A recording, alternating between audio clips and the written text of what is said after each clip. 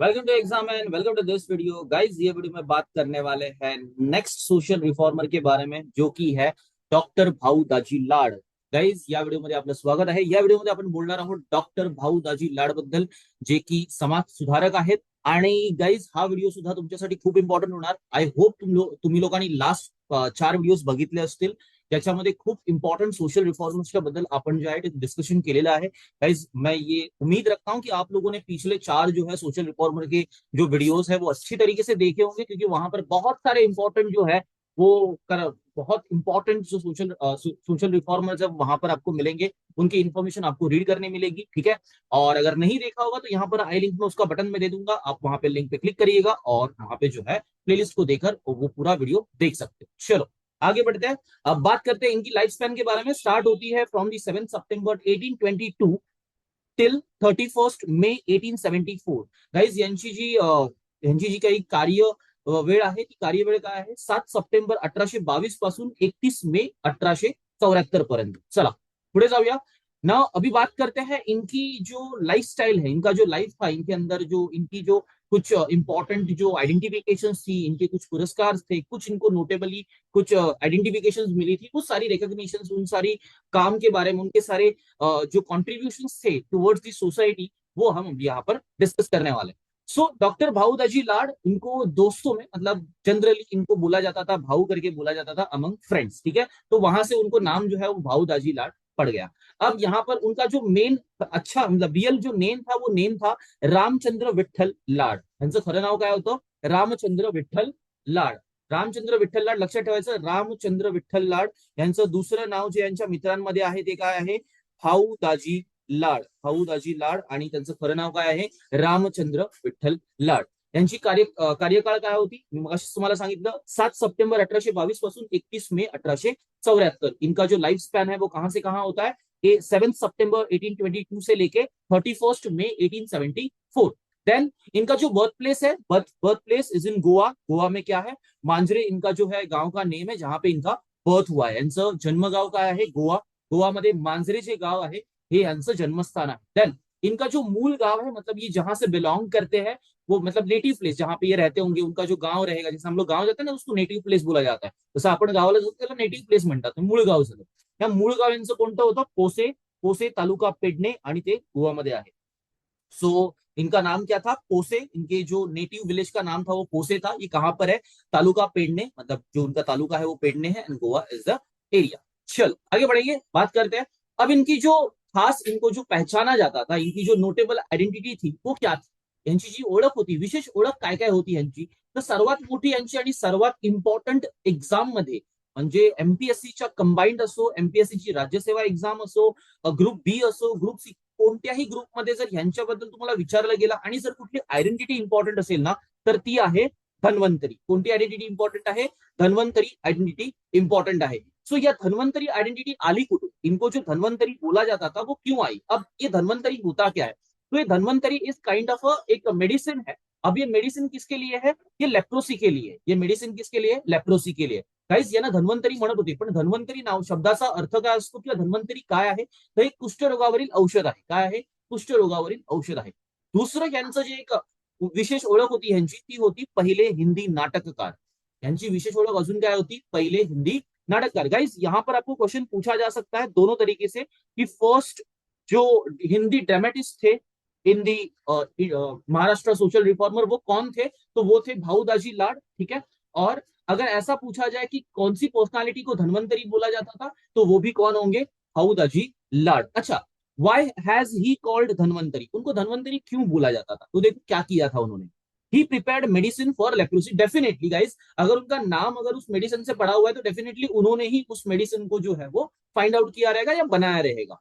Using कवच। कवच that is wood apple. जो वुड एप्पल होता है, कवच, उससे जो है इन्होंने ये मेडिसिन बनाई थी। तो इनको यांना जे आहे ते नाव धन्वंतरी का पडलं होतं? कारण त्यांनी ते जे कवट ज्या बिया असतात, ज्या खास ज्या बिया असतात, आता हे झाड काय आहे किंवा हे रोपट काय आहे, हे तुम्ही मला वनस्पतीबद्दल जर तुम्हाला माहित असेल तर तुम्ही मला कमेंट बॉक्समध्ये नक्की सांगा। तर याच्यापासून ह्यांनी काय केलं होतं ना, कुष्ठरोगावरती औषध बनवलं होतं, ठीक आहे। आता ज्यांनी जे आयुर्वेदामध्ये अभ्यास वगैरे करत असतील किंवा ज्यांना आयुर्वेदाबद्दल माहिती असेल ना, ते ह्याच्याबद्दल चांगली माहिती देऊ शकतात। तर जर तुम्हाला माहिती असेल तर कमेंट बॉक्समध्ये मला पण सांगा, आणि इतरांना पण त्याच्याबद्दल माहिती मिळेल।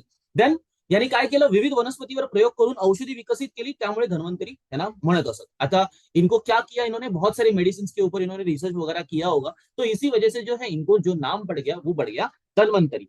अब धन्वंतरी बेसिकली दूसरा नाम क्या है, that is physician of gods. इसको क्या बोला जाता है, फिजिशियन ऑफ गॉड्स. चलो आगे बढ़ते हैं. नेक्स्ट बात करेंगे अजून अजून यांची ओळख काय होती. प्राथमिक शिक्षण नारायण शास्त्री पुरंदरांच्या मराठी शाळेत. यांचं जे शिक्षण झालं होतं ते कुठे झालं होतं, प्राथमिक शाळेत.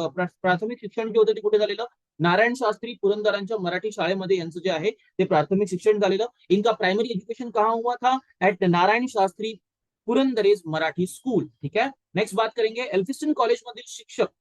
ये जो थे ये एल्फिस्टन कॉलेज में शिक्षक थे. अच्छा ये टीचर थे एल्फिस्टन कॉलेज में. आप मुझे बताओ ये एल्फिस्टन कॉलेज कहां से बिलोंग करता है, इस एल्फिस्टन कॉलेज का पहला नाम क्या था, और ये एल्फिस्टन कॉलेज जो पहली बार एस्टैब्लिश किया था वो पर्सनालिटी कौन थी, वो आप मुझे कमेंट बॉक्स में जरूर बताओ. और ये बताने के लिए आपको जो है वो प्लेलिस्ट पूरी की पूरी देखनी होगी, तभी जाके आपको पता चलेगा. चलो अब यहां पर मेसन, अलीबार, हॉपनेस, बेल, हिंडरसन यांचे मार्गदर्शन लाभले. इनको किस किस का जो था वो एक नॉलेज मतलब एक गाइडेंस मिला था. इनके मेंटोर जो कौन कौन थे, अब एल्फिस्टन कॉलेज में इनके मेंटोर कौन कौन थे, मेसन, एलिबार, हॉकनेस, बेल एंड हेंडरसन. वैसे इसके बारे में ज्यादा एग्जाम में कुछ पूछा जाए ऐसा मुझे तो फील नहीं होता, बट हाँ अगर statement wise true and false पूछ लिया गया, लाइक 3 स्टेटमेंट दी और आपको अगर बोला कि इसमें से ट्रू एंड फॉल्स कौन सा है, तो शायद वहां पर ये जो स्टेटमेंट है वो आपको मिल सकता है. तो थोड़ा सा केयरफुल रहिएगा, लेकिन हाँ उनका जो धन्वंतरी का जो एक आइडेंटिफिकेशन था वो जरूर ध्यान रखिए. नेक्स्ट गोविंद नारायण माडगावकर यांनी संस्कृतचे मोफत अध्यापन केले. Govindrao Madgaonkar taught him Sanskrit free of cost. अब इनको फ्री ऑफ कॉस्ट संस्कृत सिखाने वाले कौन थे, गोविंद नारायण माडगावकर. इनको फ्री ऑफ कॉस्ट संस्कृत किसने सिखाया, गोविंद नारायण माडगावकर. यांना संस्कृतचे म्हणजे फ्री मध्ये जे शिक्षण आहे ते कोणी दिलं, मोफत अध्यापन कोणी दिलं, तर त्यांचं नाव आहे गोविंद नारायण माडगावकर. आता या ठिकाणी दुसरा प्रश्न तुम्हाला असा विचारला जाऊ शकतो की यांचे जे संस्कृत मध्ये शिक्षक होते त्यांचं नाव काय होतं, तर त्यांचं नाव होतं गोविंद नारायण माडगावकर. त्या ठिकाणी तुम्हाला मोफत अध्यापन बद्दल बोललं जाणार नाही, पण त्या ठिकाणी तुम्हाला हे नक्की विचारलं जाईल की यांचे संस्कृत मध्ये शिक्षक कोण होते, तर त्या ठिकाणी सुद्धा तुमचं नाव जे असणार ते काय असणार, गोविंद नारायण माडगावकर. चलो आगे बढ़ते हैं. नेक्स्ट बात करेंगे अब यहाँ पर और क्या हुआ.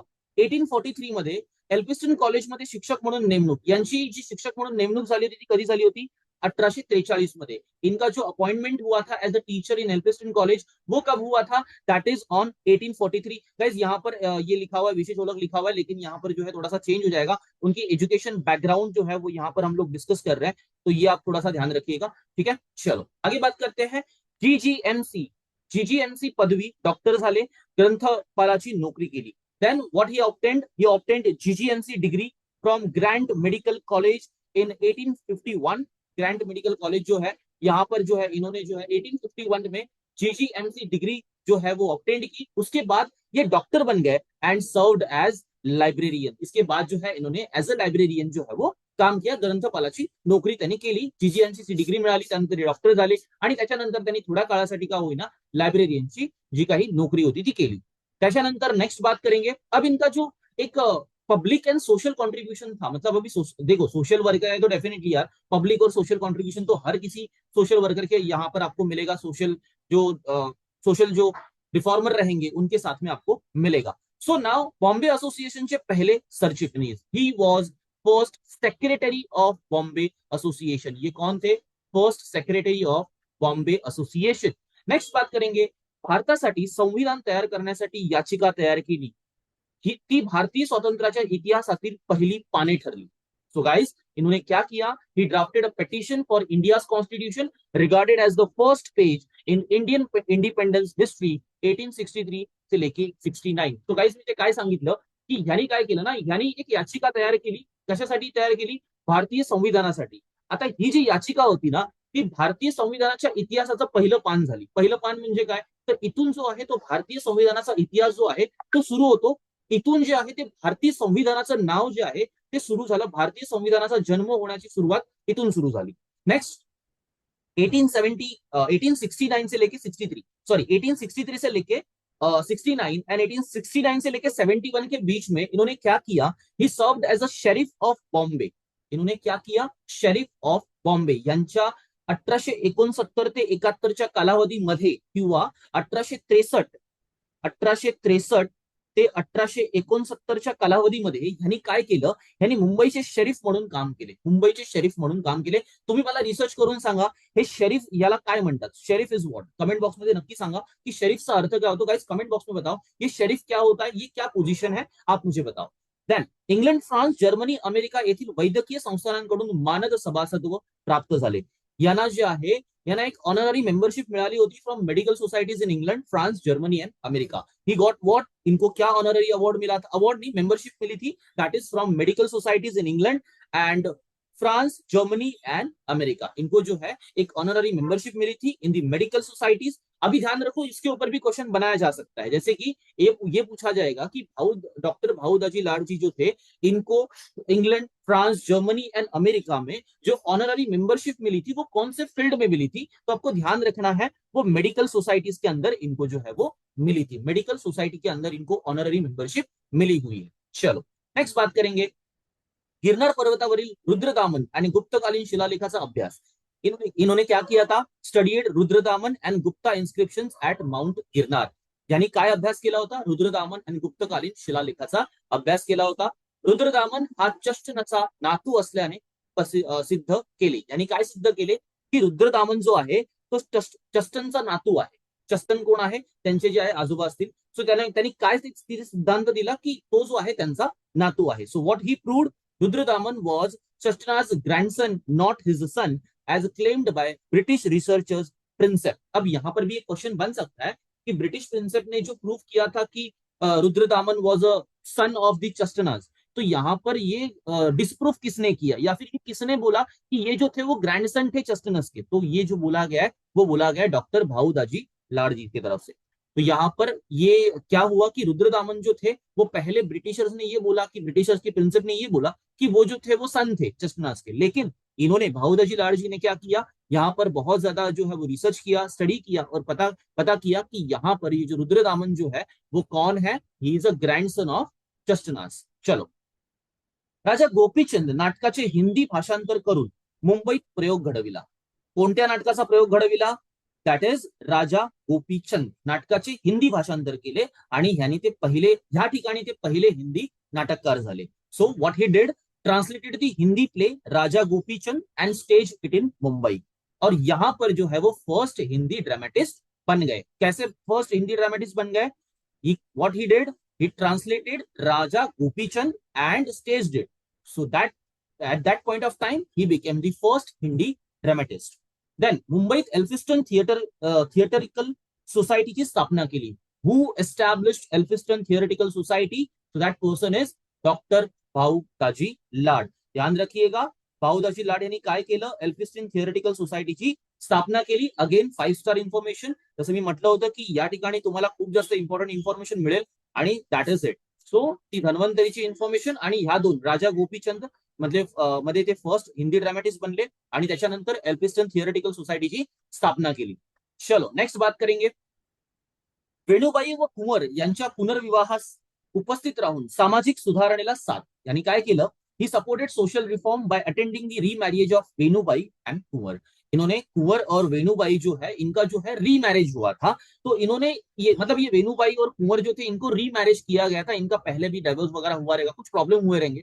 सो दैट बिकम्स कि वहां पे उनको जो है उनकी रीमैरिज कर दी गई थी. उसकी बैक स्टोरी हम लोग पूरी तरह यहाँ पर नहीं पढ़ सकते क्योंकि वीडियो बहुत लेंदी हो जाएगा. So I am generally saying this कि कुछ ना कुछ प्रॉब्लम्स हुए रहेंगे. So that for that reason इनका जो है रीमैरिज हुआ रहेगा. तो वेणुबाई एंड कुंवर का जो रीमैरिज हुआ उसके अंदर ये जो है प्रेजेंट थे और वो अटेंड करने के बाद इन्होंने क्या किया, वो अटेंडेंस दिखाकर इन्होंने जो है एक रीमैरिज को जो है यहाँ पर रिकॉग्निशन दे दिया कि रीमैरिज मैं तो सपोर्ट कर रहा हूँ कि भाई रीमैरिज तो होके रहेगा. पुनर्विवाहासाठी ह्यांनी काय केलं, उपस्थिती दाखवली. या वेणू आणि कुंवरच्या, वेणुबाई आणि कुंवर यांच्या ज्या पुनर्विवाहासाठी ते उपस्थित राहिले आणि त्या ठिकाणी ह्यांनी काय दाखवलं की पुनर्विवाह तर होणार आणि पुनर्विवाहासाठी माझा जो आहे तो पूर्णपणे सपोर्ट आहे किंवा साथ आहे. त्याच्यानंतर नेक्स्ट ईस्ट इंडिया असोसिएशनच्या मुंबई शाखेचे संस्थापक अध्यक्ष. ये जो थे ये ईस्ट इंडिया एसोसिएशन के जो थे यहाँ पर प्रेसिडेंट थे. कौन थे ये, बॉम्बे ब्रांच के जो है ईस्ट इंडिया एसोसिएशन के ये प्रेसिडेंट थे. देन लग्न मुंजी सारख्या समारंभात कलावंतिणींचा नाच करण्याच्या प्रथेला विरोध केला. इन्होंने क्या किया, he opposed the custom of courtesan dances at wedding and sacred thread ceremonies. इन्होंने क्या किया कि कोर्टिसन, जो कर्टिसन्स होते हैं, कर्टिसन डांसेस होते हैं, जो डांस करते हैं एट दी समवेयर इन दी, जो शादी होगी, मैरिज होगा या कुछ प्रोग्राम होगा तो वहां पे डांस किया जाता था। तो उस चीज को इन्होंने जो है एक तरीके से अपोज किया था, फाईट की थी। आणि काय केलं, लग्न समारोहामध्ये किंवा मुंजी समारोहामध्ये जे कलावंतिनींचा नाच व्हायचा त्या प्रथेला ह्यांनी जो आहे तो प्रखरपणे विरोध केला होता। चलो नेक्स्ट बात करेंगे। सो यहां पर इन्होंने और क्या किया, सो ही वॉज ज्ञान प्रसारक सभेचे अध्यक्ष। What what he became president of ज्ञान प्रसारक सभा। ज्ञान प्रसारक सभा को हिंदी में क्या कहा जाता है, knowledge promotion society. So don't get confuse, अगर एग्जाम में अगर समझो ज्ञान प्रसारक सभा ना लिखा जाए और अगर ये लिख दिया जाए कि knowledge promotion society, just to make you confuse, तो don't get confuse about this, ठीक है। तो कंफ्यूज नहीं होना है, आपको समझना ये है कि क्या बोला जा रहा है। ज्ञान प्रसारक सभा, ज्ञान प्रसारक सभेचे जे अध्यक्ष होते ते कोण होते, दॅट इज प्रेसिडेंट कोण होते, भाऊदाजी लाड। देन त्यांनी जे थोडे लिहिले ते हजारो पानांपेक्षा मौल्यवान आहे, हे कोणी म्हटलंय, मॅक्स मुलर। भाऊदाजी लाड बद्दल काय म्हटलं गेलंय मॅक्स मुलरद्वारे, त्यांनी जे थोडे लिहिले ते हजारो पानांपेक्षा मौल्यवान आहे। सो इंग्लिश मध्ये याला आपण काय म्हणू, what he wrote thought little was more valuable than thousand of pages. What he wrote thought little was more valuable than thousands of pages. Who said this? Max Muller. किसने बोला है ये, Max Muller ने बोला हुआ है।